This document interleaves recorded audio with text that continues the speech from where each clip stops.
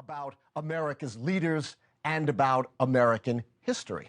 We'll also, in this lecture, explore the origins, powers, and significance of the presidency itself. The American presidency was the first leadership office in the modern Western world to be consciously created as a constitutional position based upon the consent of the governed and independent of the prerogatives of either conquest or of birth. Indeed, the creation of a strong, independent, and unitary executive was certainly one of the most significant changes made at the Constitutional Convention to the existing form of government in the United States. No such type of executive had existed under the previous form of government, which was known as the Articles of Confederation. The American president is simultaneously the head of government and the head of state. After all, we have no kings, no queens, no aristocrats in America. The American president has largely been responsible for the stability of American government across more than 200 years of American history and for the peaceful transfer of power that has been such a hallmark of life in the United States.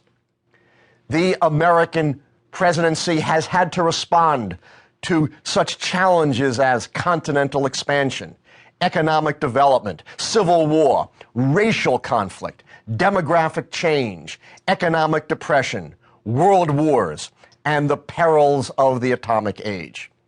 The most successful American presidents have been men of both vision and practical wisdom. They have been men who have reshaped and restructured the politics of their times and left their mark on the history of their country.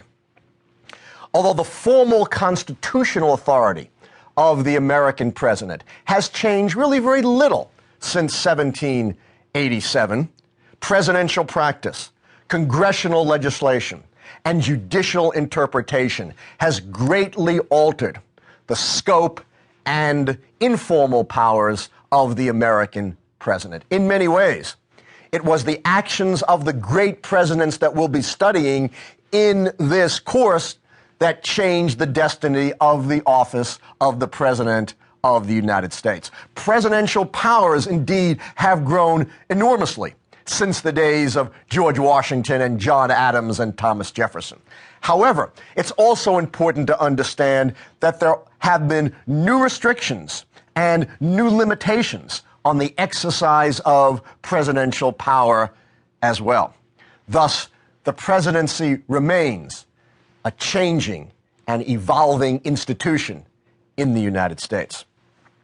This course takes an historical case study approach to the American presidency. We will together examine the lives, the leadership, and the impact of 12 great American presidents. We're going to look at two of America's great founding fathers, George Washington and Thomas Jefferson.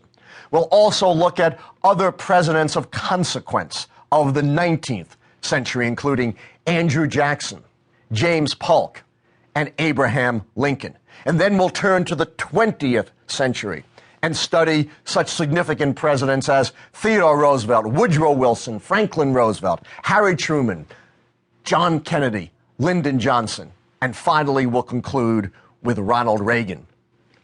Now, I'm sure some of you are asking yourself, are these really the 12 greatest American presidents? Note, I don't use the word greatest in the course. I use the word great because it is impossible to say objectively which presidents are truly the greatest. Any assessment of presidential greatness will, of course, depend on one's own value judgments. For example, obviously, our views about Franklin Roosevelt and Ronald Reagan will depend very heavily upon our views about the role of government in the United States.